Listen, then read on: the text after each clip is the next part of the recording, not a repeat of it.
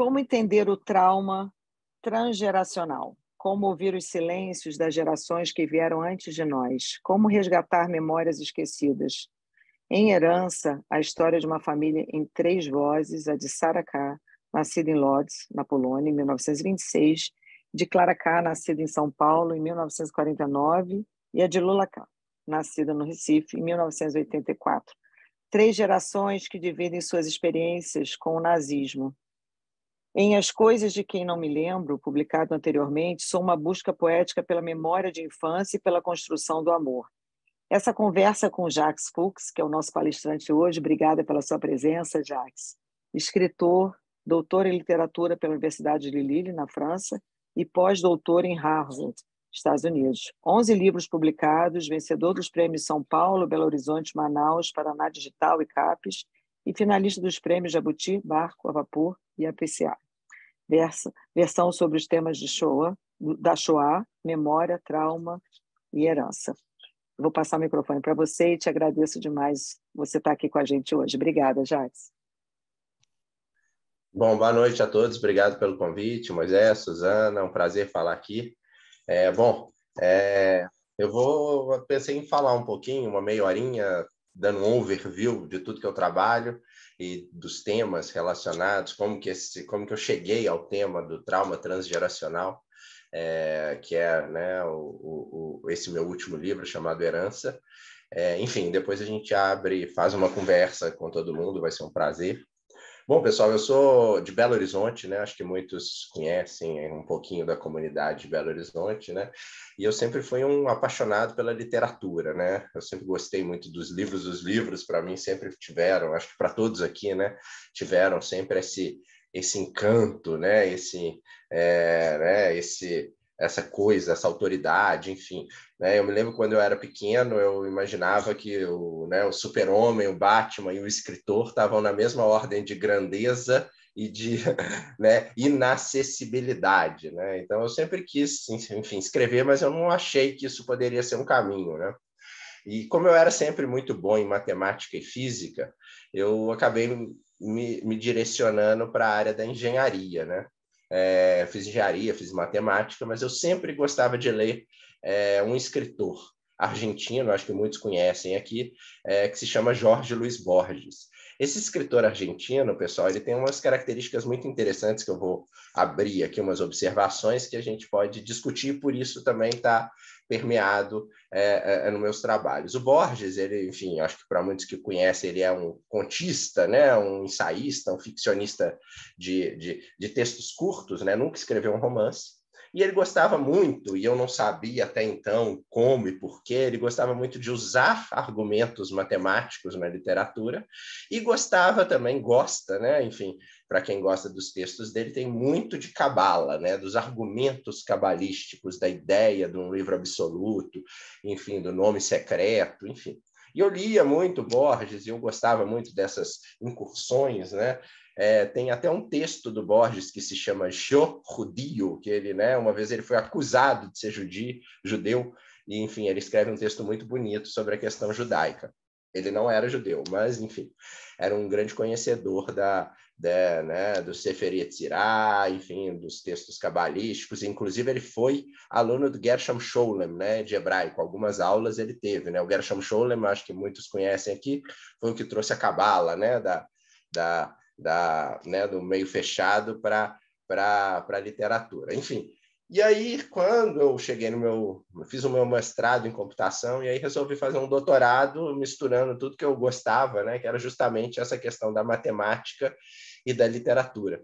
E aí, no meu doutorado, eu trouxe o Borges, então eu fui falar do Borges novamente, as questões matemáticas e judaicas do Borges, da Cabala, e descobri um grupo de escritores e matemáticos franceses chamado Oulipo. Oulipo, em francês, significa Ouvroir de Littérature Potentielle. É um grupo que trabalha com literatura e matemática, escritas restritivas, na verdade.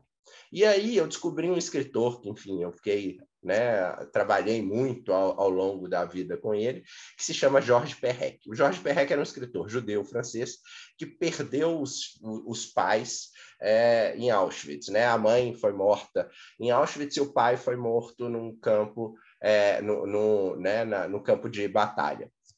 E a grande questão do Perec, pessoal, é que o Perec ele tinha 5 para 6 anos quando ele perdeu os pais. E quem estuda as questões da infância sabe que com 5 e 6 anos de idade uma pessoa não tem totalmente consciência do que acontece, mas também não tem, né, completamente alheio ao que acontece. Então, o Perec, ele passa a trabalhar na sua literatura com a questão de uma busca memorialística para tentar, né, resgatar esse momento, essas lembranças que ele teve com os pais.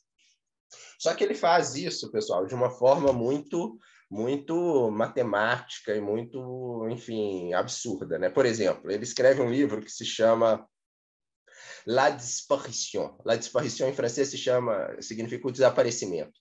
Ele conta de mortes terríveis, de desaparecimentos, de crimes, fazendo uma alusão à Shoah, né? E esse livro é publicado em francês, e ele publica, as pessoas começam a ler esse livro e descobrem que 340 páginas desse livro não tem a letra E. Para quem sabe francês, sabe que a letra E em francês é a letra mais frequente, é como se fosse o nosso A. E o Perec fala o seguinte: se os nazistas me fizeram viver sem o père, 2 S, mère, 2 S, mãe e pai, eu, Georges Perec, também vou ter que viver, também que vou ter que escrever sem a letra mais importante, mais frequente do francês. E ainda, né, isso ainda tem uma outra implicação, né? Porque, enfim, a questão que ele se coloca aí usando umas restrições, né, que é essa restrição que a gente chama, né, ele usa também uma outra restrição que chama palíndromo, mas esse tipo de restrição ele impõe outra ideia por trás, que é a ideia de que esses tipos de texto, assim como os traumas, são intraduzíveis. Porque como que eu vou traduzir um texto que não usa a letra E? Qualquer tentativa de tradução é limitada, né? Esse livro foi traduzido para o português, e a tradução é O Sumiço, foi traduzido para o espanhol, se chama El Sequestro, foi traduzido para o inglês, que se chama Avoid, mas cada um tem as suas particularidades e muda muito a ideia de tradução, né? Então, a ideia por trás desse texto é que tanto os traumas quanto os textos são intraduzíveis, né? Quanto a dor é intraduzível. Enfim, a partir desses estudos que eu fiz da obra do Georges Perec e do Jorge Luiz Borges, eu escrevi o meu primeiro livro, que se chama Literatura e Matemática. Nesse primeiro livro, inclusive publicado pela editora Perspectiva, né, de São Paulo, esse primeiro livro meu é um livro, então, que eu trago essas questões do Borges, da matemática do Borges, da matemática do Perec, trago um pouquinho dessa questão do Perec do testemunho, e trago também algumas misturas entre a matemática e a cabala, né? Sobretudo nos textos do Perec e do Borges. Enfim, quando eu acabei esse texto, quando eu acabei esse livro, publiquei, enfim, a minha tese ganhou o prêmio lá da melhor tese do Brasil, enfim, e aí eu fui morar nos Estados Unidos, fazer esse pós-doutorado na Universidade de Harvard. E lá, enfim, eu comecei a estudar essa questão do testemunho, né, que muitos de vocês sabem o que é a escrita desses sobreviventes né, de situações limítrofes, né, como a Shoah. Enfim, mas nesse meio termo, né, eu resolvi também escrever o meu primeiro livro de ficção. E esse meu primeiro livro de ficção se chama Antiterapias. Esse Antiterapias é um livro que conta, né, que o termo utilizado para ele é de uma autoficção, ou seja, eu conto alguns momentos, alguns elementos da minha vida, mas de alguma forma fantasiosas, né, fantasiadas, né? A gente sabe aqui, enfim, que a questão da memória é uma questão muito interessante, né? A gente se lembra de coisas que a gente quer esquecer, a gente inventa coisas que a gente, né, para tentar recalcar alguma coisa, enfim. Então, esse processo do Antiterapias é um processo de revisitação à memória, né?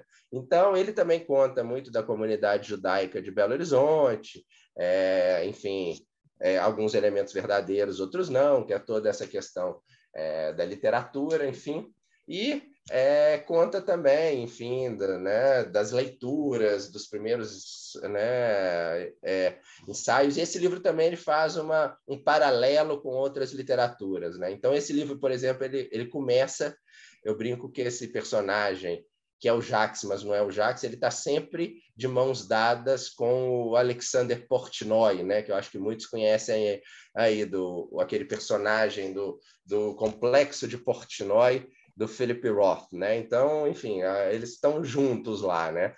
Eu me lembro que com, sei lá, 15, 16 anos eu li o Complexo de Portnoy e falei, olha, vou fazer literatura também, porque esse livro é maravilhoso. Enfim, eu sou apaixonado com o Philip Roth, trabalho também com o Philip Roth. Então, eu publico esse primeiro livro, Antiterapias, ele também ganha o Prêmio São Paulo, que é um prêmio super importante. Esse livro foi traduzido para o hebraico.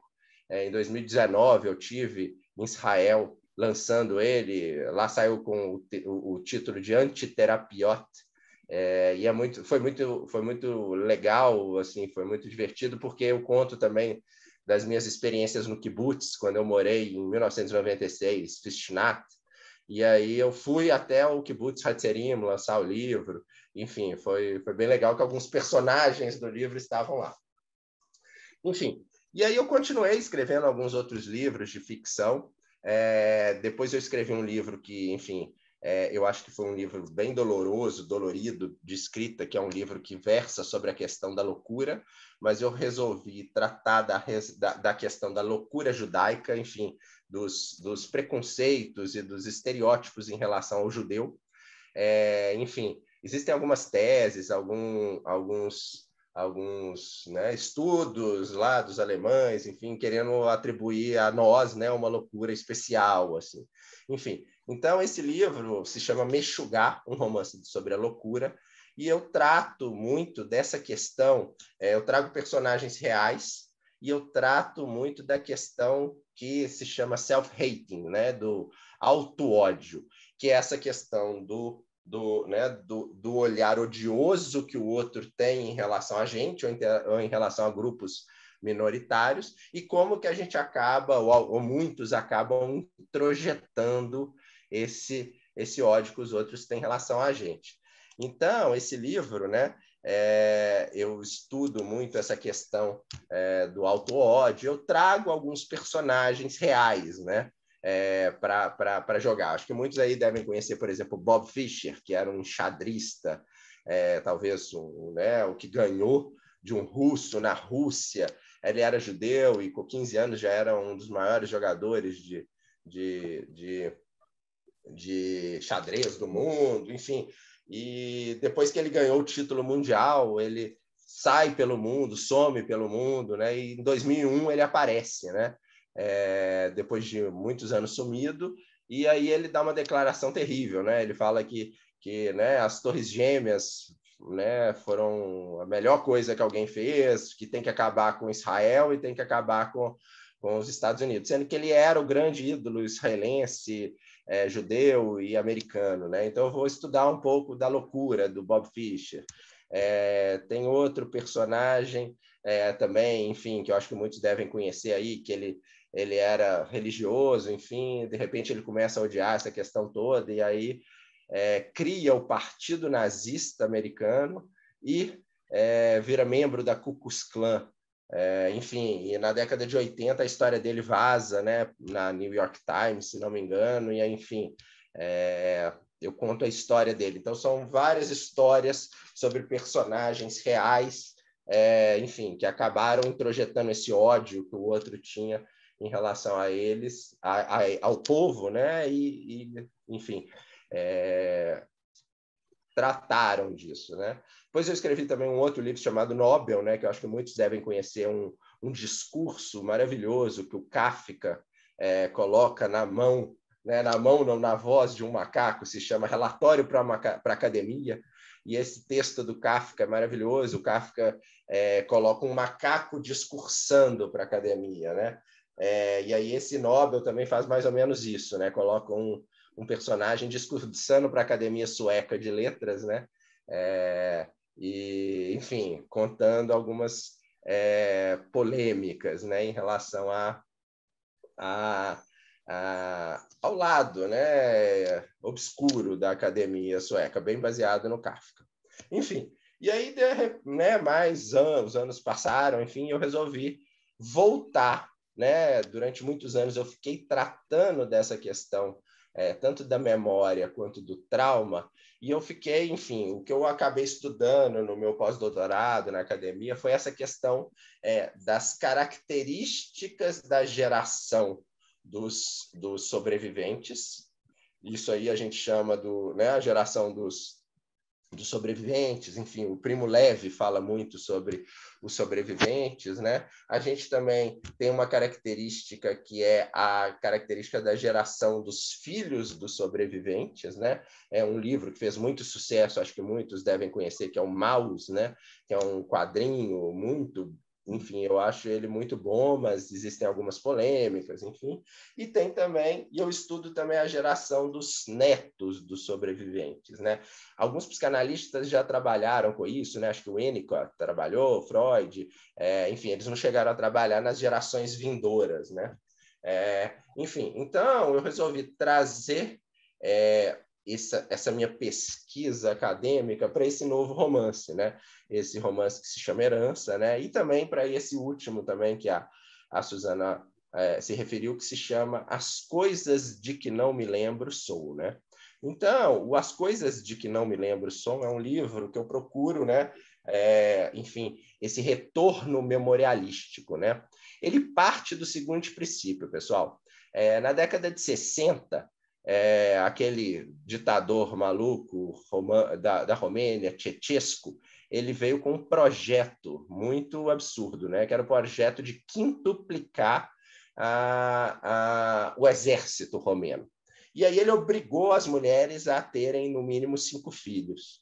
E ele até criou uma coisa chamada polícia menstrual, que, enfim, a polícia entrava na casa das mulheres para averiguar se elas tinham menstruado, porque era proibido, né? Enfim, vocês imaginem a loucura. O que aconteceu? Existiu um boom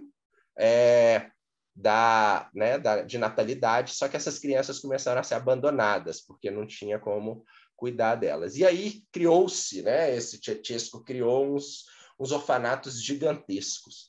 E esses orfanatos gigantescos que cuidavam, com aspas, dessas crianças, né, instituíram uma coisa, né, do Ceausescu, que essas crianças não podiam ser cuidadas dando carinho, né, dando atenção, dando olhar, né, elas só podiam ser nutridas. Então, enfim, uma coisa terrível, né? Na década de 80, eles mataram Ceausescu, e aí os americanos e os ingleses foram conhecer esses orfanatos. E ao chegarem lá, viram que as crianças não choravam, que as crianças faziam movimentos compulsivos, olhando para a parede.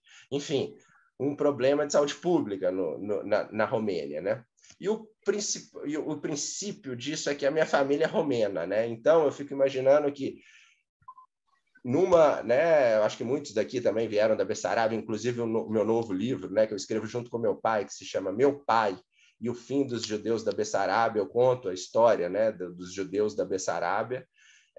Enfim, então, esse livro, As Coisas de que Não Me Lembro Sou, ele quer trazer as coisas que eu me lembro, né, que eu não me lembro, mas que me tornaram, né, que esse excesso, né, ou esse muito amor, esse olhar, né? Enfim, esse carinho, né?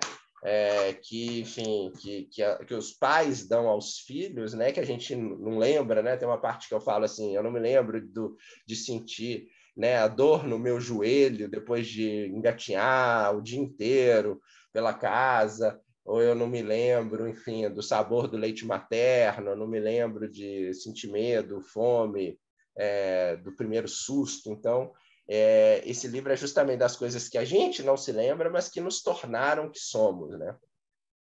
E o Herança, né? O Herança é esse livro que quer resgatar, que quer tentar entender ou que quer tentar elaborar essa conversa entre as gerações, né? Eu sou de uma geração, enfim, que não experienciei o Holocausto. A minha família veio toda fugindo dos pogromos, como muitos também, mas, enfim, existe esse evento limítrofe, né?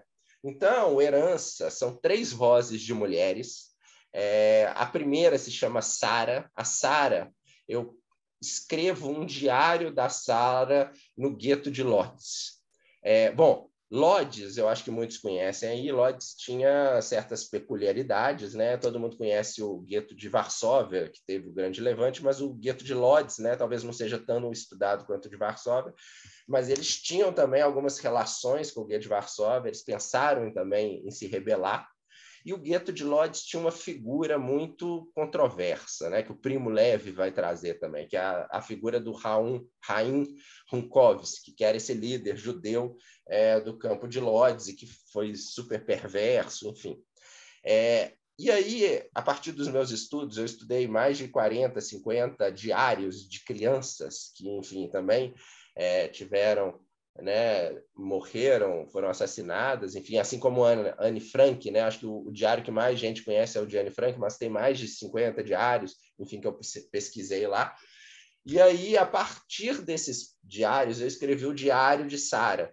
Esse Diário de Sara é ela, com 14 anos, contando, né, o que está acontecendo dia a dia no campo de Lodz. E todos os eventos que acontecem no campo de Lodz, apesar da Sara ser inventada, tudo que acontece no campo de Lodz aconteceu né, historicamente, documentalmente, né? E esse diário que eu escrevo dela é um diário muito baseado em todos esses diários de crianças, né? Então, por exemplo, o diário da Sara, ela se relaciona, por exemplo, com o Davi. O Davi esqueci o sobrenome dele, mas ele tem um diário também, tem no livro, né? Ele também tem um diário, enfim, e ele queria ser alpinista, ele tentava fazer conexão com o pessoal do gueto de Varsóvia, enfim, então ela teve uma relação com ele. Aparece também um outro, que é o Diário de Rutka K., acho que muitos conhecem aí também, que foi uma menina também morta e que o diário ficou escondido durante 60, 70 anos. Então, essa primeira parte, na verdade, as partes são intercaladas, mas a primeira parte fala dessa Sara, né? E eu acho bonita a Sara, porque no começo ela cria palavras, né? E depois ela vai perdendo as palavras, perdendo a voz. Depois o livro dá um salto temporal, né? Na verdade, o primeiro capítulo é a Sara falando, depois o segundo capítulo é a Clara falando. Na verdade, a Clara está deitada num divã, conversando com o analista e contando para ela as sensações que ela tem, a relação dela com a mãe, e ela falando tudo que aconteceu com ela, sem ela nunca ter experienciado, sem ela nunca ter vivido os campos né, de concentração, de extermínio. E aí esse livro também dá um outro salto temporal e aparece a neta dela, que é a Lola. A Lola é uma estudiosa do Holocausto, da Shoah, e ela também vai tentando entender o que aconteceu. Então o livro vai indo e vai voltando nessa seara. Eu vou ler aqui um trechozinho pequenininho de cada um, e aí vocês vão entender. Então, o diário, né, da Sara. Ontem foi meu aniversário. Ganhei o mais cremoso bolo de chocolate das minhas irmãs. Esse diário é de 2 de agosto de 1939. Uma festa surpresa das minhas amigas e este diário dos meus pais. Eles sabem que meu maior sonho é escrever. As palavras são projeções da alma, pequenas pequenuras da vida e dos relampejos criativos e distraídos do acaso. Mas a parte mais importante do dia foi que Davi me deu parabéns. Quase desmaiei. Aquelas covinhas que se insinuam quando seus olhos se estreitam, aquele cheirinho gostível de banho confundido com os livros que ele sempre carrega, aqueles olhos veludos, velados pelos seus desajustosos óculos. Escalador e filósofo. Bom, aí aparece depois a sessão da Clara. Doutora, eu ainda estou lá. Sinto meu cheiro pútrido perambulando pelos labirintos do gueto de Lodz. Vejo os corpos sem história e memória e ouço os gritos das almas aflitas e retorcidas daqueles que pereceram. Ouço os meus próprios gritos e carrego, sustento, suporto o peso da minha tia morta. Ela foi exterminada, talvez em Chelmo, talvez em Auschwitz. Uma tia que talvez nunca tenha existido. A morte caminha o tempo todo ao meu lado, doutora. Mas eu nasci em 1949 e não vivi nada disso. E agora, a Lola.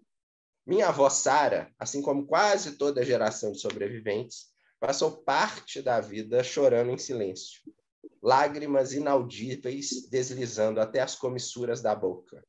Pranto jamais extinto por tempos nunca esquecidos. Um dia, ao nos contar sua história, sublimou o poder da palavra e o valor de sorrir. Ela tentava se desatar do passado, à sua maneira. Foi uma senhora muito sábia.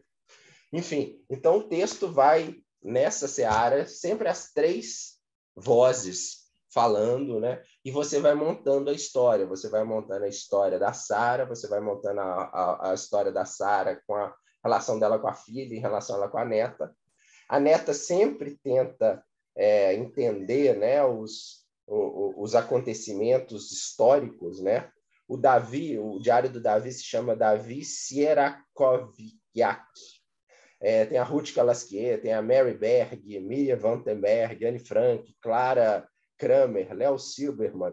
Então, tem vários diários, né, dessas crianças. Aqui, numa parte, a Lola traz esses diários. Enfim, acho que podemos conversar um pouquinho. Enfim, eu dei um overview dos meus livros, desse último livro, principalmente. Eu também tenho uns trabalhos infantis, né? Eu escrevo também para crianças. Enfim, então, bom, acho que eu tentei falar um pouquinho, assim, resumidamente de tudo, mas a gente pode abrir e conversar um pouco mais, se vocês concordarem, se vocês quiserem também que eu fale mais alguma coisa. Bom, é um prazer.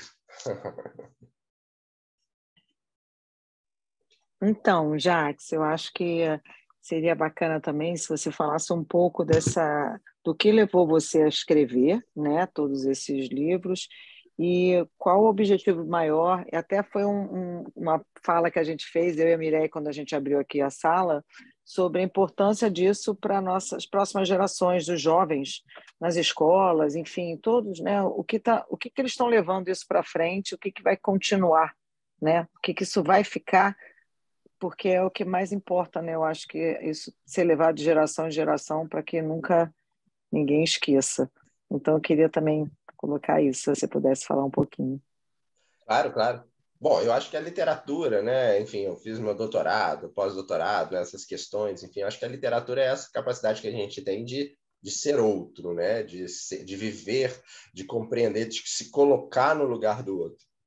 Então, eu acho que, né, mais do que né, um artigo acadêmico, né, um texto científico, enfim, a literatura ela te proporciona isso, né, essa coisa de se colocar no lugar do outro, de sentir o que os outros sentiram, né?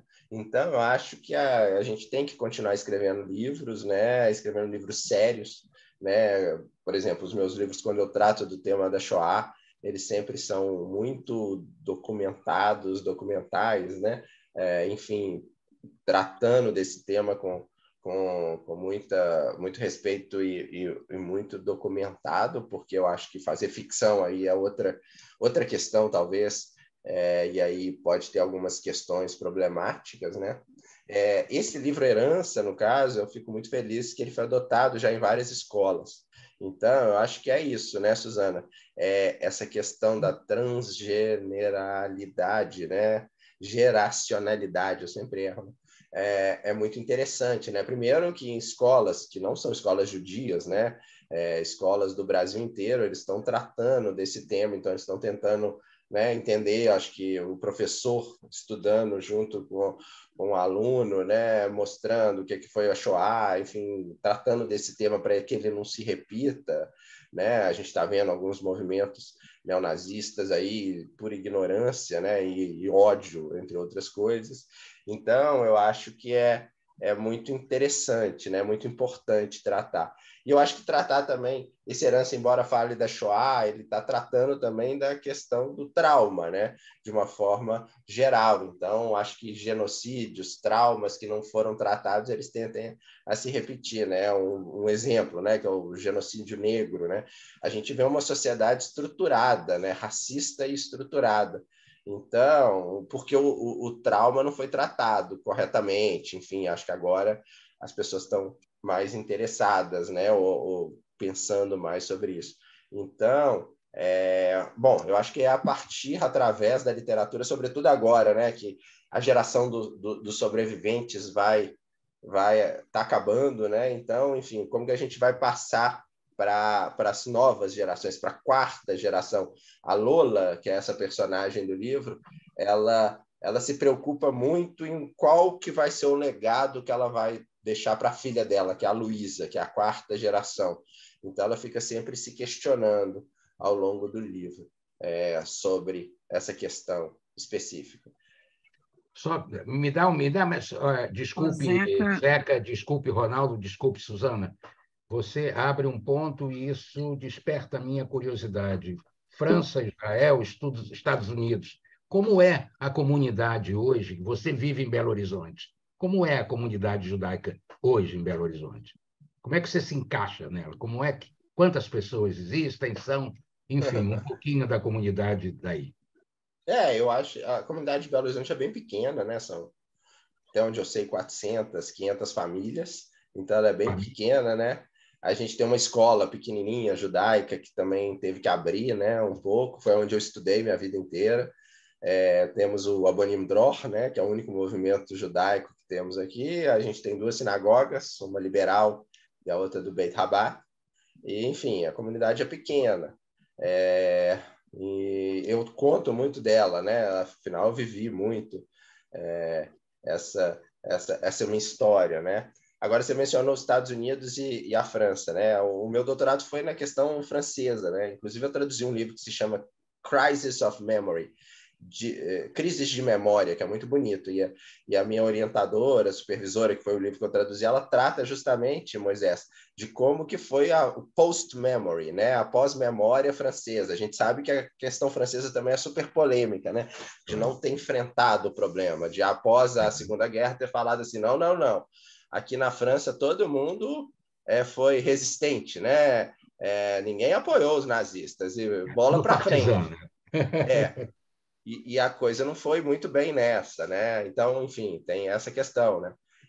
Eu gostei muito da comunidade lá, sobretudo a comunidade de Harvard, né? Eles tinham uns professores, eu era tipo um scholar lá, um professor visitante, então me reunia muito com os professores, enfim, e era bem interessante a comunidade. Então, acho que cada uma tem a sua qualidade, a sua diferença, né, Moisés? Assim, Belo Horizonte todos convidados. Ok. Que bom, vou chamar o Zeca. Oi, Zeca. Olá, Jacques, parabéns, ótima palestra. Em primeiro lugar, só um comentário. Você falou em trauma. Eu acho que trauma nunca resolve totalmente. Eu acho que trauma é o que eu chamo, você deixa sempre o troco no balcão, que é para ter uma razão de voltar lá para apanhar o troco. Mas isso é detalhe. Eu te pergunto uma outra coisa. Você fala muito e bastante sobre o diário de Sara. É um diário, teoricamente, fictício, que você criou esse diário. Então, eu pergunto se, através desse teu diário fabricado, você quer passar alguma informação a mais que os outros 50 e tantos diários reais que existem não conseguiram nos passar. Então, o que o teu diário está nos trazendo de novo? É isso. Obrigado. Muito bom. Então, Zeca, muito obrigado. Eu também concordo. Acho que a questão do trauma é uma questão que, enfim, né, a questão da elaboração, né, precisa elaborar, perlaborar, enfim, e a gente não sabe, né, também até que ponto. Bom, o que eu queria com esse livro, né, com o Herança, Zeca, era justamente representar as gerações, apesar de eu estar tratando de uma menina chamada Sara, uma menina chamada Clara e uma menina chamada Lola, né, em partes específicas das vidas dela, eu queria retratar a geração de sobreviventes, eu queria retratar a geração dos filhos dos sobreviventes e dos netos dos sobreviventes. E queria retratar esse trauma que é passado por meio e através do silêncio. Então, o livro, ele é um livro bem lacunar, bem repleto de vazios e imagens e sensações que passam, enfim. Agora, em relação ao diário em si, né, a história do diário, né, enfim, é bem baseada na escrita de diários de crianças, mas o diário tem como objetivo contar a história de Lodz. Então, né, todas as datas que aparecem no diário são datas, enfim, verdadeiras e eventos que ocorreram em Lodz. Então, enfim, essa reconstrução que de alguma forma é ficcional, ela é toda baseada nos documentos. Então, por exemplo, a Sara fala muito desse Raim Runkovski, e tudo que ele fez no campo de Lodz, enfim, o Primo Levi tratou, ou então outros estudos teóricos trataram. Então, o objetivo, né, é possibilitar, enfim, essa interconexão geracional. Então, por meio e através do silêncio que se lê, né, que se vê, que se tenta elaborar essa questão. Então, enfim, é um livro de ficção, mas é um livro de ficção com esse objetivo bem documentado. Obrigado. Obrigado, César. Ronaldo, por favor. Acho que está no mudo, Ronaldo. Abre o microfone. Está no mudo, né? Ronaldo, seu microfone está fechado, Ronaldo. Me esqueci. Desculpa. Boa noite a todos. Boa noite. Jacques, eu queria voltar quando você iniciou a palestra. 10 horas eu tomar banho, 10 e pouco. Quero ver um pouquinho da parte de segunda. Muta aí. Desculpa, eu não estou ouvindo. Não estou falando ao mesmo tempo. Não, eu queria voltar àquilo que você falou no início da palestra. Está escutando agora? Estou escutando, agora estou. Sobre literatura e matemática. Quer dizer, que eu me lembrei que a própria Torá, cada letra tem um valor numérico. Então, a gemátria, né, que se diz, quer dizer, que cada palavra da Torá, se somando o valor das letras, significa alguma coisa, começa com Beit, Bereshit, que 2, quer dizer, que a primeira é o segundo, que o primeiro é Deus, entendeu? Quer dizer, como é que você vê que a Torá também tem isso? Quer dizer, foi escrito numa literatura matemática, né? Oi, Ronaldo, isso mesmo, né? Na verdade, eu estudei também um pouquinho essa questão. Enfim, o Borges tem um texto muito bonito, Ronaldo, que ele fala sobre os livros canônicos e os livros sagrados. Então, a leitura de um livro canônico, né? Vamos pensar, sei lá, Em Busca do Tempo Perdido, que é um livro canônico, a Grande Sertão Veredas, né? São livros que moldam uma sociedade. Mas o livro sagrado, né, Ronaldo?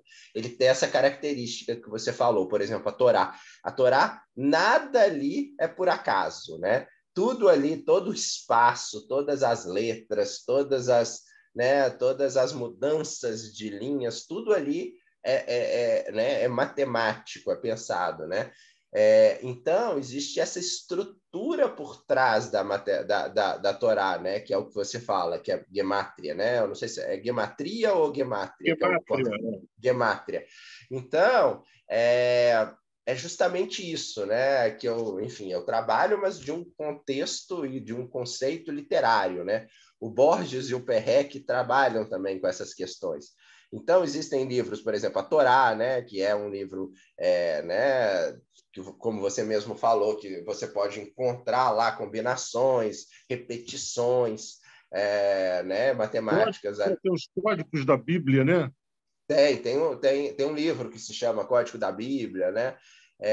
E tem outros livros também que você pode replicar essas questões, né? Por exemplo, a Divina Comédia. A Divina Comédia ela é toda ritmada também, A, B, B, A, Então, tem esses textos, né? O texto do Goethe, né? O Fausto também. Então, você pode usar essas estruturas matemáticas em outros livros. Um soneto, um poema, é assim, né?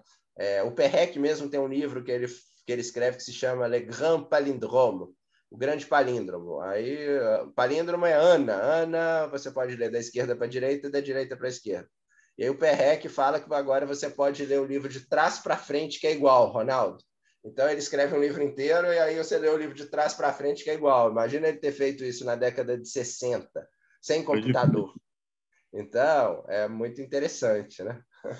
Vou te fazer mais uma pergunta. Você, em Belo Horizonte, o teu trabalho profissional, além de ser escritor, você é professor de alguma faculdade, de Cocoadeira? Como é isso? Eu sou escritor, né? E eu dou aula na Fundação Dom Cabral, que é uma escola de negócios aqui, né, em Belo Horizonte. Mas aí eu caminho por outras áreas. Em que área você dá aula lá? Então, lá tem um curso, né, que vai abrir, já abriu, enfim, de vez em quando eu dou, chama Cybercultura, porque como eu sou matemático e engenheiro e da computação, eu fico misturando essas coisas, sabe? Tá bom, obrigado. Boa noite. Tá. Obrigado.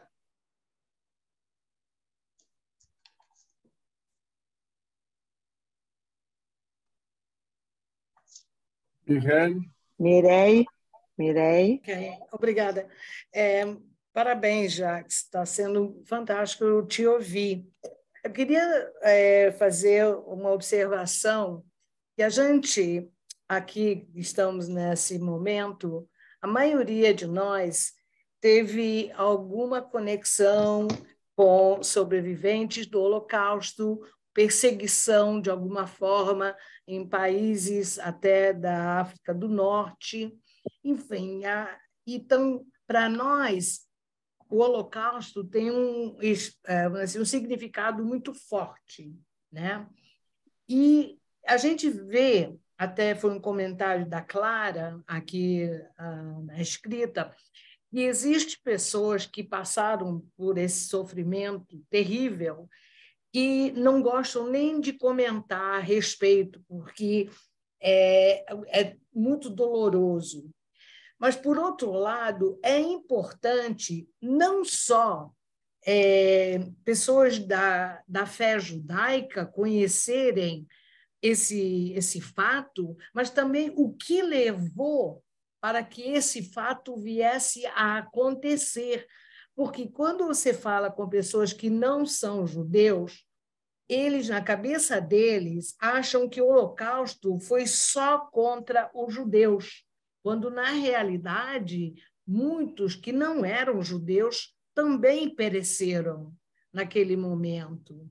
Então, para você divulgar para pessoas que não são judeus, que não tiveram nenhum problema na família de perdas, nos campos de concentração, é difícil, às vezes, porque eu já vi jovens, eu trabalho muito com alunos de universidade, e alguns dizem assim, não, eu não quero saber, não, eu não quero, não, é muito ruim, não. E isso é terrível, porque eles não têm noção qual foi o caminho que foi trilhado para que isso viesse a acontecer, né? Aí eu queria saber a sua opinião sobre isso. Obrigada. Obrigado. Mirelle, que fala? Mirelle. C'est Mireille. Mireille en français. En français, d'accord. Merci. C'est ça. Eu acho que a questão, né, Mireille, é justamente essa, da gente entender que genocídios é um atentado contra o ser humano, né? Não contra um povo específico, né? Então, e é a partir de um genocídio que uma sociedade é moldada. Como, né, o Pedro aqui está falando, né, do genocídio indígena e do genocídio negro, né? A gente tem uma sociedade estruturada, racista, por conta do genocídio que a gente não foi tratado. Os povos indígenas, os povos originários, né? Inclusive, a gente está mudando a nomenclatura, né? A gente não fala mais escravo, porque escravo remete a uma condição básica, quando são escravizados. A gente não fala índio, o índio sempre teve uma conotação negativa, né? Então são povos indígenas, assim como judiar, né?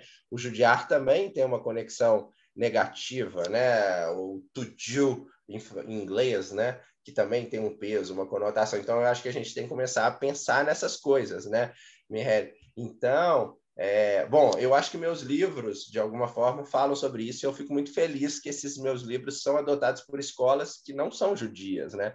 Porque é a partir disso que a gente pode... Na semana passada, por exemplo, eu estava em São Paulo conversando sobre um outro livro que eu tenho que chama Enigma do Infinito, e sobre o Herança numa escola luterana. Então, enfim, a gente sabe o Lutero, né? Não sei se vocês conhecem, mas tem um trabalho do Lutero que se chama Sobre os Judeus e Suas Mentiras. Eu estava lá falando sobre o Herança numa escola luterana, então eu acho interessante. E é a partir daí, né, esse diálogo, né? Então a gente tem que educar para que as coisas não sejam repetidas, né? Só uma pequena coisinha.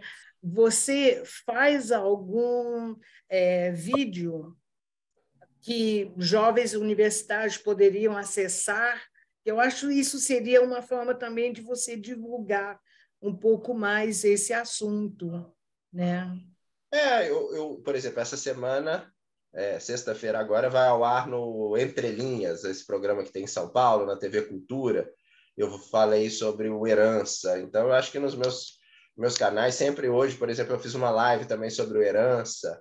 Então, sempre, né, domingo, na CIP, eu falei com uma jornalista da revista Piauí, que eu acho que muitos devem conhecer, chama Thaís Bilenque. A gente falou sobre o Herança também. Então, acho que quem me acompanhar nas redes tem sempre vídeos lá, se você sabe? tiver, tem como postar para a gente os endereços? Eu posso passar para o Moisés, né? Depois ele... É muito legal, por favor, porque assim eu posso também transmitir para os professores de várias universidades com quem a gente mantém contato. Muito obrigada. Obrigado, você. Raia. Já desativei o mudo. Boa noite, Jaques. Boa noite. Que bacana ver um mineiro envolvido com esse tema da Shoah. É muito importante, né?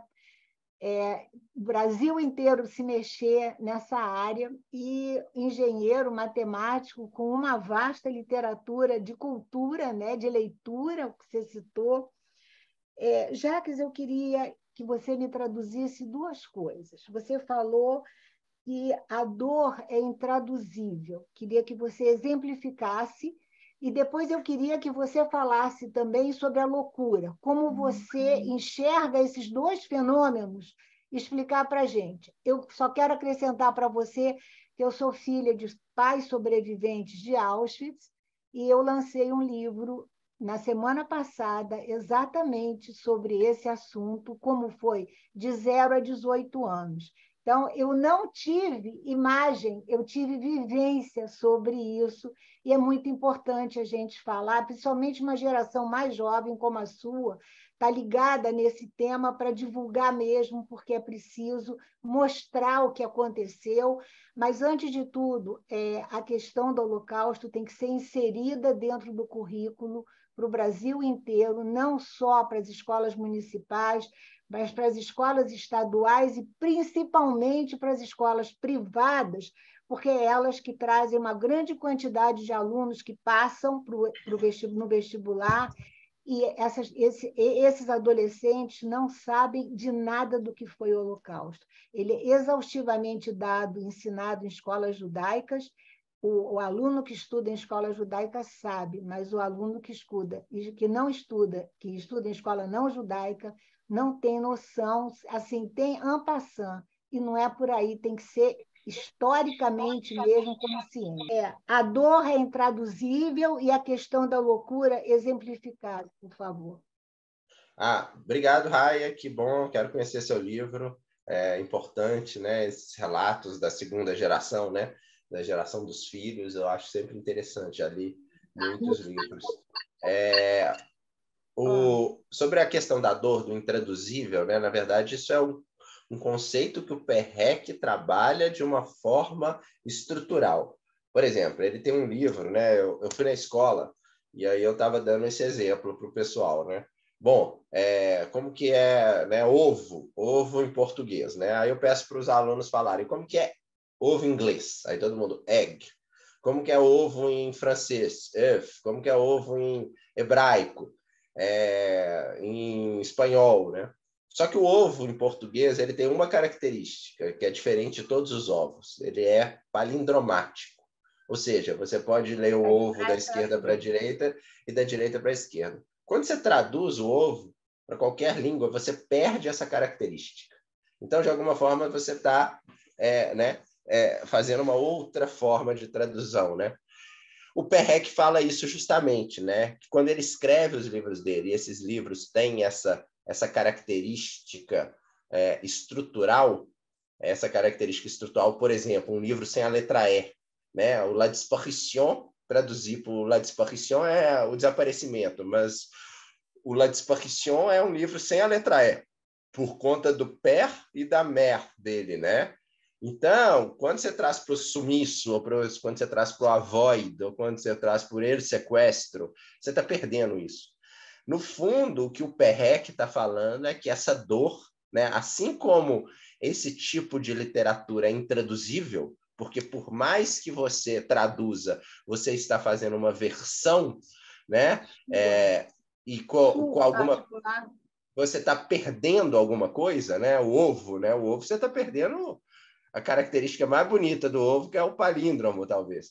Então, mesmo quando você tenta falar sobre a dor, você, de alguma forma, tá. O Claude Lanzmann fala muito isso, né? Acho que muitos conhecem o filme Shoah, né?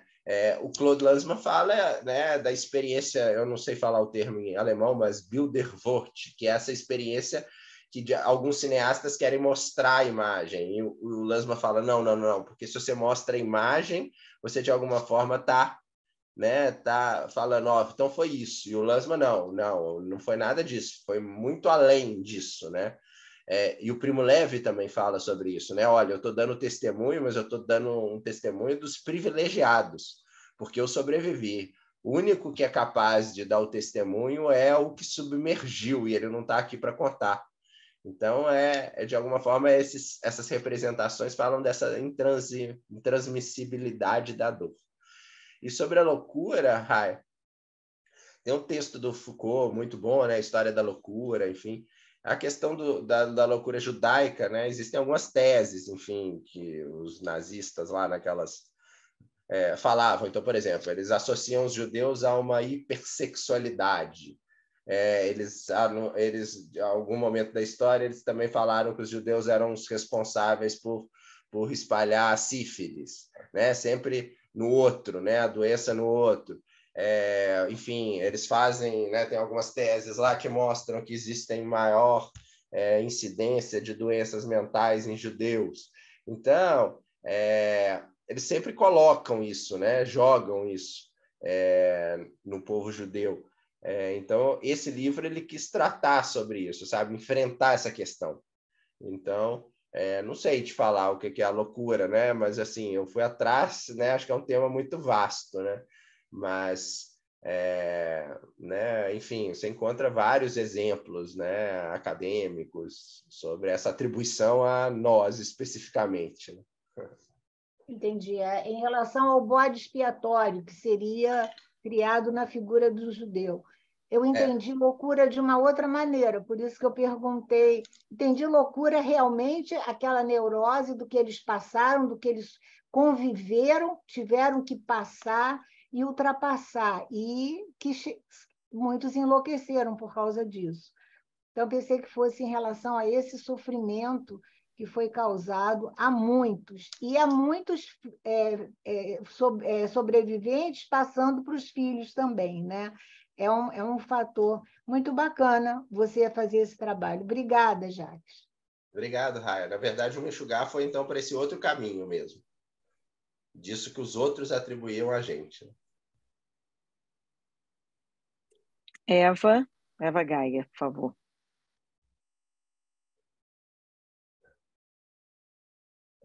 Tá no mudo, Eva. Liga o microfone, Eva.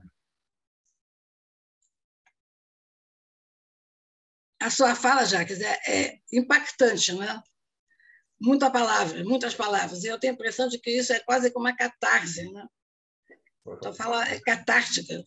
Eu acho que você quis muito colocar palavras para Sara, para Clara, porque a sua palavra é que pode juntar a vivência com a memória, não?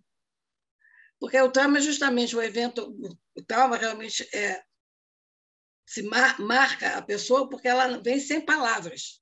Se você juntar as palavras aos fatos, você pode até entender, e assim você pode elaborar e até chegar a uma catarse, que eu acho que é você que faz muito bem. Você empresta a sua mente para esses personagens fictícios, mas que são muito reais, apesar de fictícios, são muito sentidos como pessoas reais. E você empresta palavras para elas poderem fazer as suas catarses. E, de certa maneira, se livrar do trauma. Está de parabéns. Obrigado, Eva. Eu acho que é isso mesmo, né? De alguma forma é dar palavras, mas o que acontece, que eu acho muito bonito, assim, interessante no texto, é que essa Sara, quando, né, as primeiras páginas, no começo do diário dela, ela tem muita vontade de escrever, enfim, de criar palavras. Ela é uma criadora de palavras. E aí, quando o tempo vai passando, né, as coisas vão acontecendo no gueto, ela vai perdendo as palavras. Então, ela vai perdendo a vontade de escrever também. Então, isso acontece, né? E essa relação dela com a filha e com a neta, a gente só sabe trechos, pequenas inserções, né? Então, é preciso muito... fazer construções. É preciso Exatamente. fazer construções para preencher as lacunas, né? Exatamente, ele é muito fragmentado. fragmentado. É que muitas vezes o analista faz, né? O psicanalista, em geral, trabalha nisso, em fazer construções, né? Exatamente. Dá sentido a uma narrativa, né? Onde faltam lacunas, né? É isso mesmo. Obrigado, Eva. Muito interessante. Obrigado. Beto. O testemunho também, né? E é muito importante o testemunho. Sim. O que sofre precisa ter o testemunho. Jacques, parabéns pela apresentação. Minha mãe é sobrevivente do Holocausto. Tá? Pela idade dela, imagino que tenha poucos anos sobreviventes, porque a guerra terminou, ela tinha 9 anos, hoje ela está com 88. Então, quem vivenciou de fato a guerra tem pouca memória sobre a guerra. E o mais incrível é o seguinte, que a minha irmã escreveu um livro, terminou há 3 anos atrás, foi um trabalho de 4 anos, sobre a história da minha mãe, que é uma história que minha mãe nunca quis contar. E ela e teve que puxar da memória dela, que essa memória estava se perdendo pela idade dela e tudo. E o que surpreende é o seguinte, que minha mãe resistiu muito em contar a história para escrever o livro, e o que incentivou foram os meus filhos, que ela foi chamada na escola, eles estudaram numa escola judaica, para ela falar sobre isso. Ela achava que não era interessante. Eu sempre falei, mãe, é uma história de superação. E isso tem que ser contado para não ser esquecido e tem que ser documentado para não ser esquecido. E minha irmã conseguiu fazer isso. A pergunta que eu faço para você é o seguinte: você, para fazer esse livro, que é de uma ficção, imagino que você tenha conversado com algum sobrevivente. E você teve dificuldade de arrancar a história deles, arrancar o trauma deles, porque eles têm resistência. Eu já conversei com outros sobreviventes, alguns não têm problema nenhum, e outros têm uma resistência muito grande de contar a história. Minha mãe dizia, história triste não é para ser contada. E é uma defesa que eles têm. Eu queria saber se você teve essa dificuldade. Beto, tem uma característica, né, que eu acho que você deve ter percebido na sua mãe ou na geração, né, que é muito repetitiva, né, o próprio tem umas entrevistas lindas do Philip Roth, com o Aaron Appelfeld, por exemplo, que é um sobrevivente, ou com o próprio Primo Levi, né? E uma coisa que eles falam, né, que os sobreviventes falam, é primeiro que eles carregam uma culpa de terem sobrevivido, enquanto muitos pereceram. E o Appelfeld fala uma coisa muito muito forte também, Beto, que ele fala o seguinte: bom, as pessoas às vezes nos procuram esperando alguma lição, querendo que a gente dê alguma lição de vida, alguma coisa, mas a gente não tem isso, a gente passou por uma situação limítrofe, né? Então, eu estou escrevendo agora, por exemplo, a história de um sobrevivente, enfim, entrevistando. Então, tem algumas coisas que são, né, travadas, né? Você sabe muito bem, né? Tem, por exemplo, a turma do Elie Wiesel, que eu acho que muitos conhecem, que escreveu The Night, que é o que fala, mas tem os sobreviventes que também são incapazes de falar. O livro, ele teve justamente esse objetivo de tentar mostrar que é a partir e através do silêncio que essas coisas passam, né? E de falar, né? Enfim, do processo de falar, que não é uma coisa natural, não é uma coisa, né? Com o tempo, né? Se você for estudar historicamente, de 1945 a 1961, houve um silêncio dos testemunhos, porque as pessoas não acreditavam que isso tinha acontecido, né? E só em 1961 que é inaugurado o que a gente chama de né, Era do Testemunho, porque em 1961 teve o evento quando pegam o Adolf Eichmann, levam para Jerusalém, e aí tem o Tribunal de Eichmann, em que ele né, na verdade, não é que eles estavam querendo culpar o Eichmann, mas eles estavam querendo que o testemunho, que o sobrevivente fosse ouvido, né? Então, é difícil, Beto, ouvir, fazer com que eles falam, mas com o tempo, né? Eu sei, mas você teve dificuldade muito grande de conseguir arrancar isso dos sobreviventes nas suas pesquisas? Eu acho que não é arrancar, né? Arrancar, estou falando no sentido de puxar a história, puxar o testemunho. É difícil, assim, né? Às vezes eu me recorria, muitas vezes, ao próprio lá. Em Yale, você tem, né, o arquivo dos testemunhos, né? Que são centenas de milhares de testemunhos, né? Minha mãe fez. É muito importante, né? Ok, obrigado. Obrigado, Zé. Clara. Oi, Jacques, boa noite, tudo bem? Oi, Clara, tudo bem? Nós somos amigos de redes sociais também, né? Sim, sim. Jacques, sabe que eu estava me lembrando assim, que eu tive na Alemanha, então eu também já ouvi tive outras referências, que essa geração dos jovens, eles têm complexo de culpa também. O Holocausto é desenvolvido nas escolas e os filhos, né, os netos também têm um tipo de um complexo de culpa pelo que os avós passaram. Você deve saber disso, né? Isso também não seria um trauma também na vida deles? Eles também não passam por isso, porque essa culpa que eles têm, eu já li, assisti alguns documentários sobre uma neta que tinha vergonha da avó, não sei se você viu um documentário desse tipo, do avô, sei lá, do avô, né, que era general, que era lá o grande lá ligado ao Hitler. Então, eles também passam por um tipo de um trauma. Então, essa geração que tem esse sentimento de culpa. O que você acha?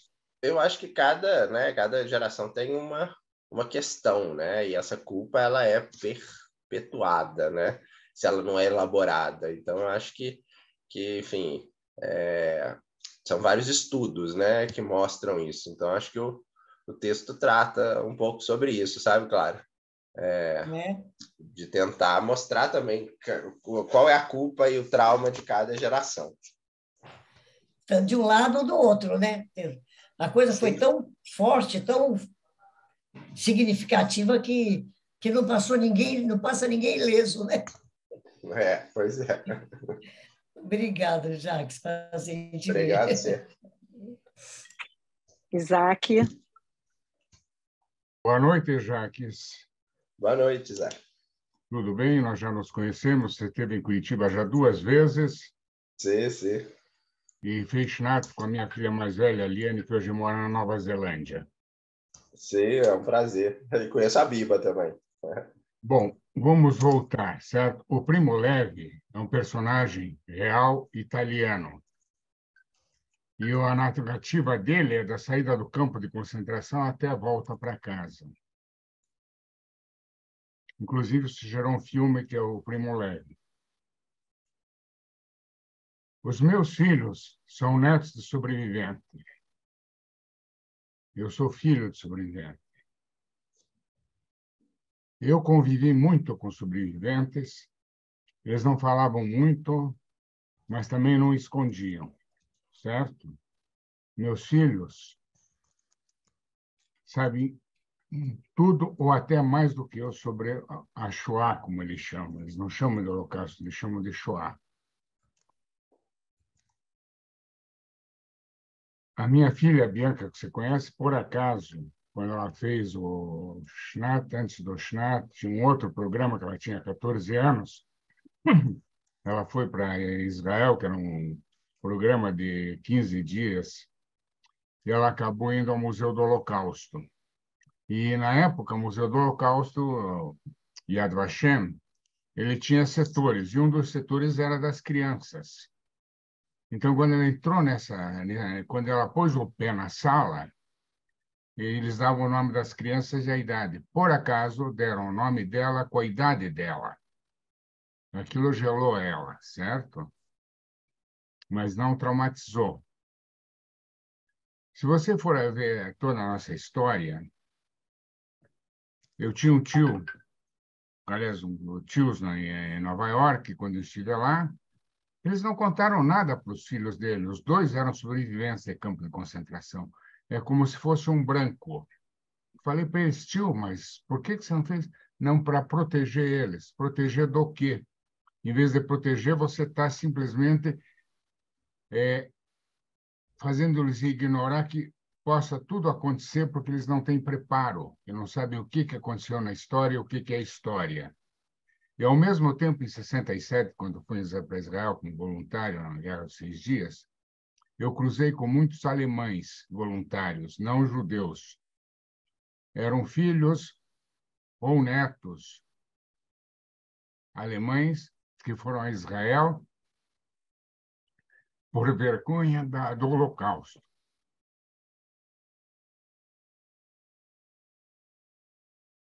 Eles foram como voluntários, certo? Então, o que eu acho que é muito interessante, nós somos um povo, nós precisamos simplificar nosso linguajar, certo? Nós precisamos explicar para o povo com palavras simples, temos que mostrar o objetivo, temos que mostrar a parte nua e crua do que aconteceu, certo?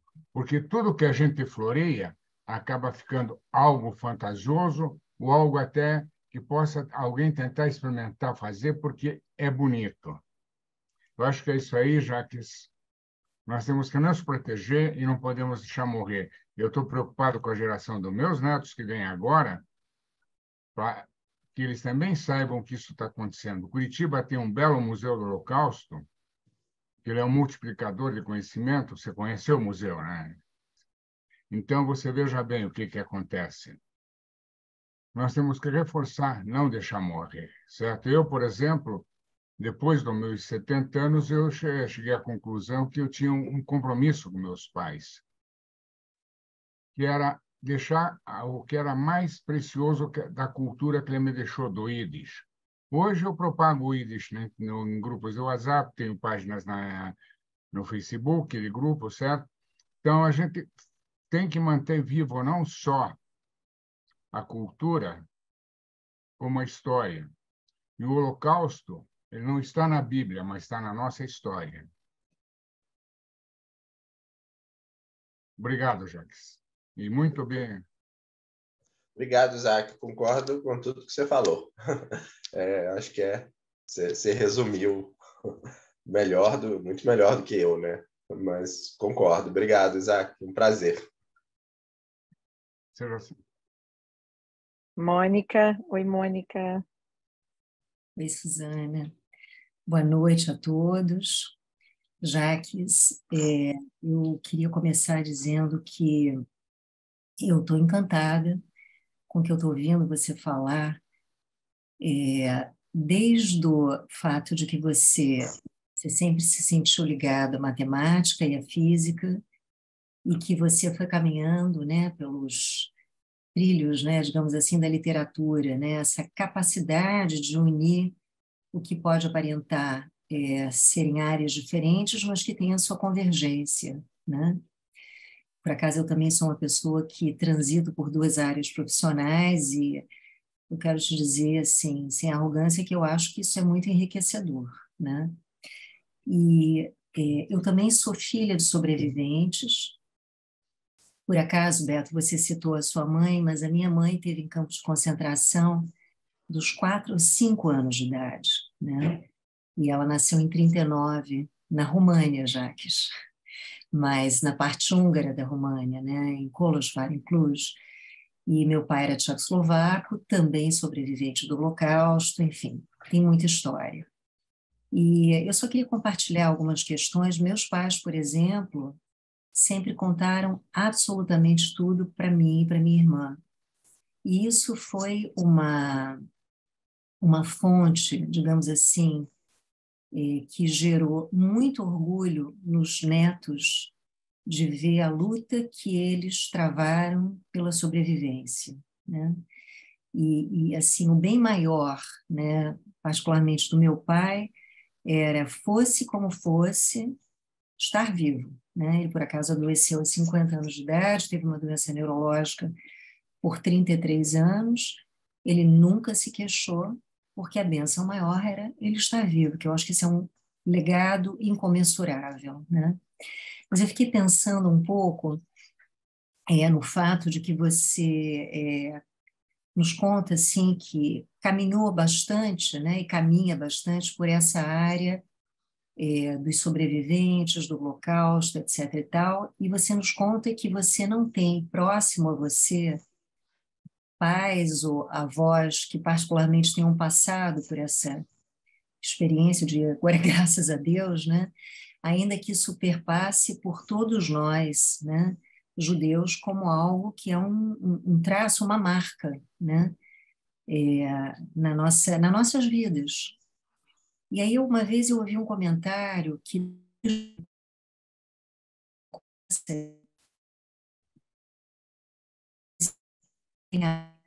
gráfico, você concorda ou discorda, né? E apesar dessa pergunta já ter sido feita para você aqui essa noite, eu queria realmente entender com mais clareza, é apenas uma curiosidade, o que te moveu, o que te move a seguir por esse caminho.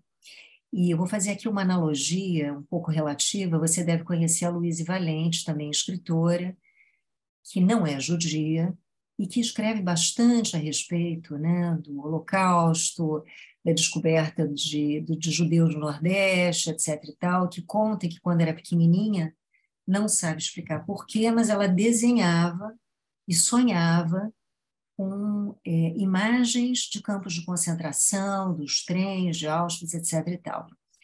E como você fala bastante aqui no imaginário, na questão do inconsciente, você traz bastante isso, eu fiquei curiosa de saber o que é que te move por esse caminho. Mônica, obrigado pela pergunta, obrigado pelas considerações.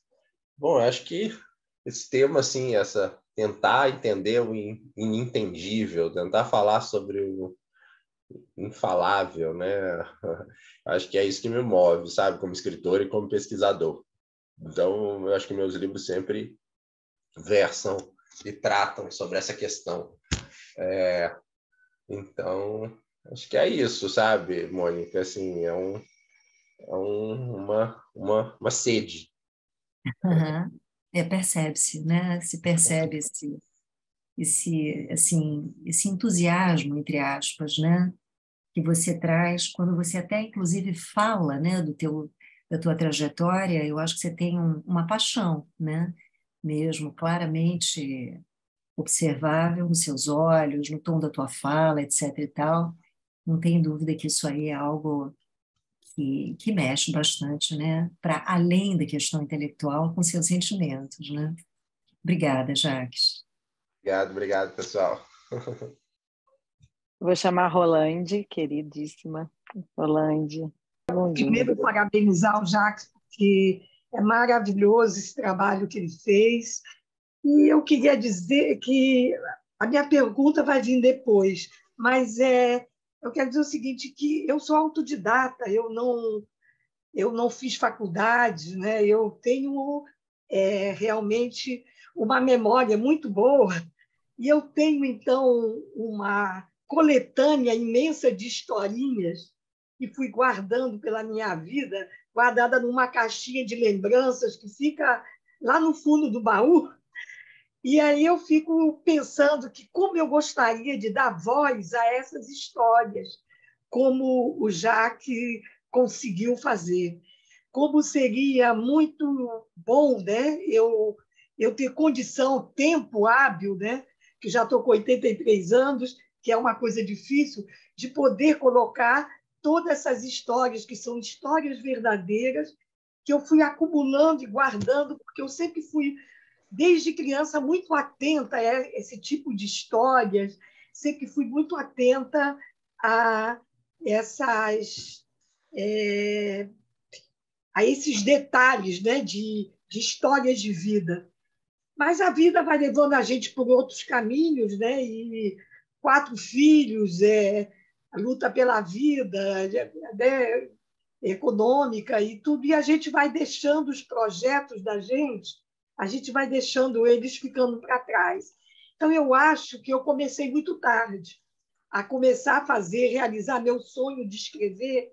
Eu acho que eu comecei muito tarde, porque eu não tenho tempo de colocar em prática e colocar todas as histórias que eu gostaria de colocar.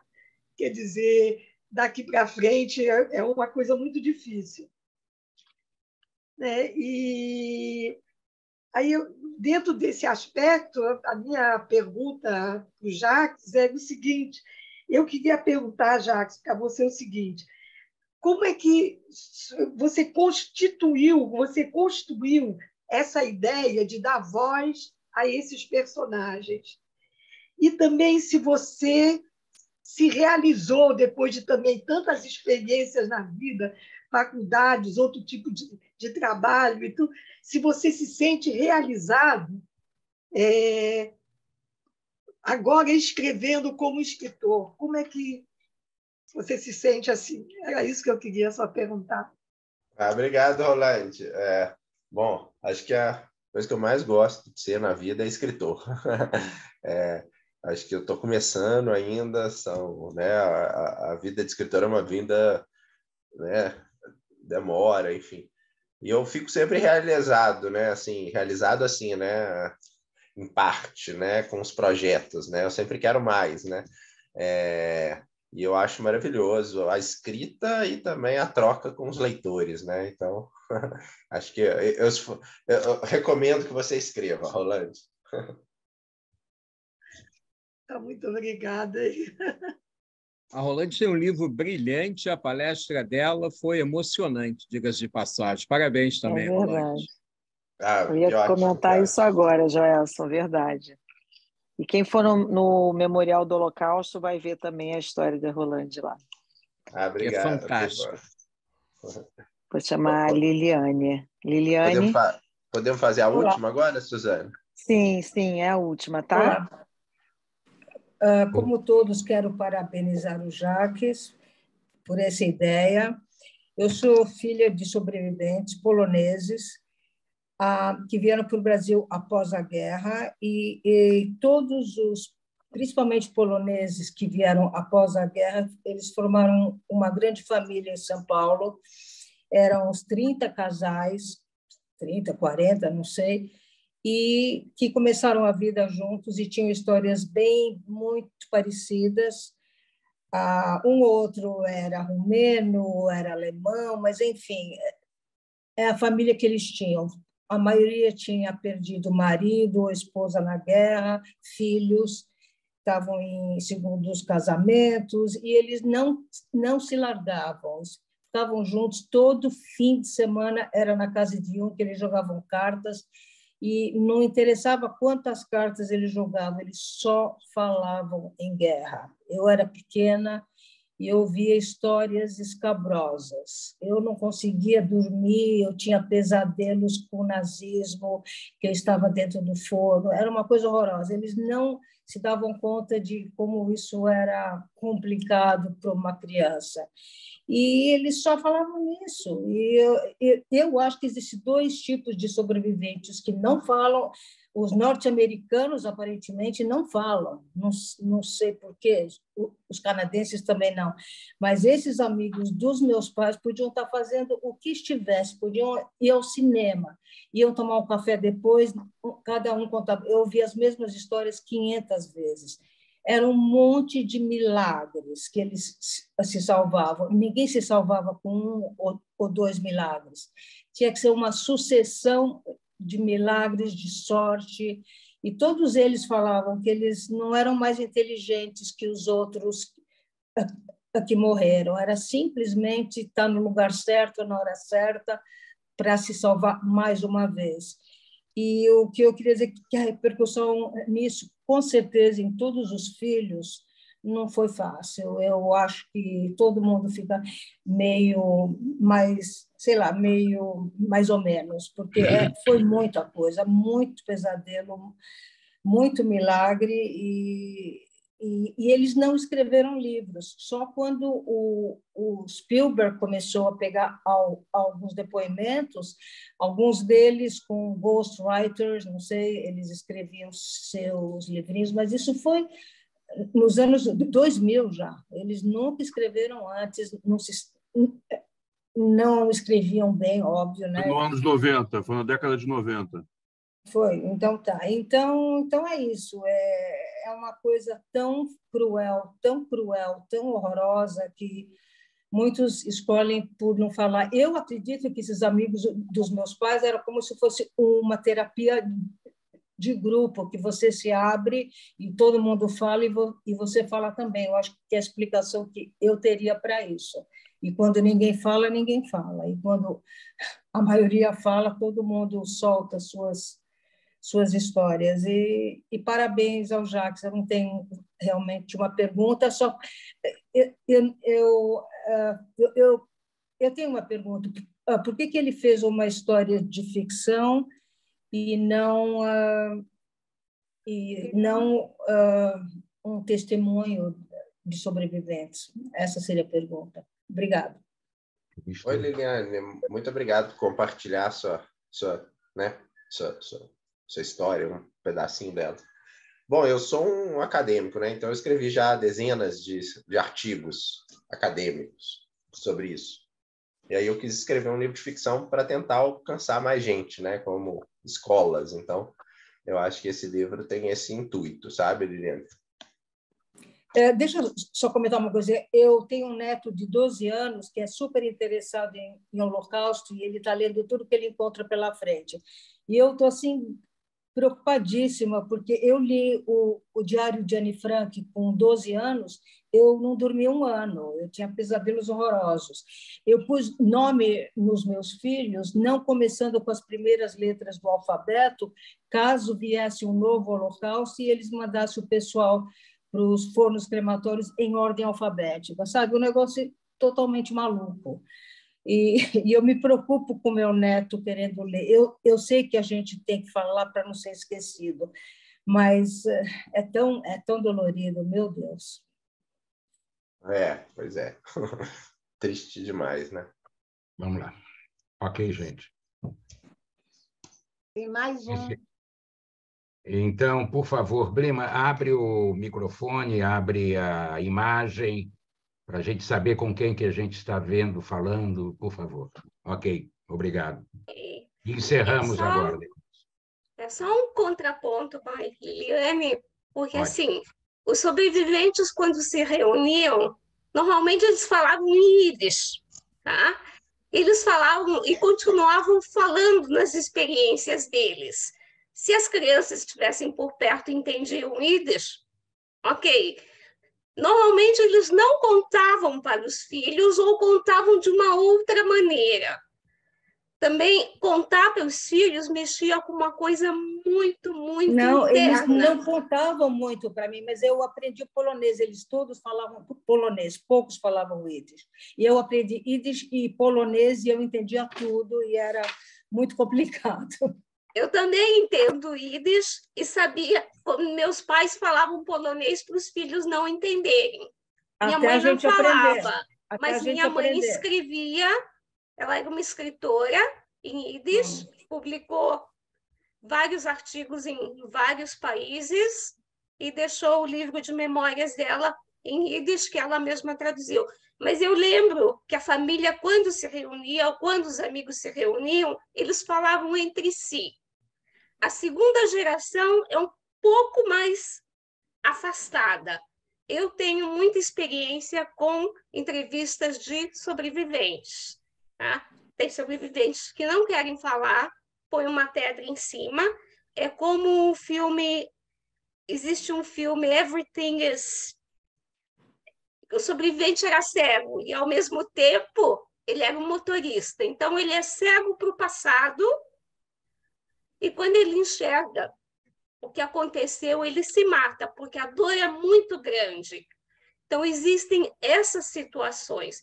Eu me lembro do meu pai visitando os parentes fora do Brasil e eles sempre conversavam, todo ano era o mesmo assunto que vinha à tona, o que eles passaram.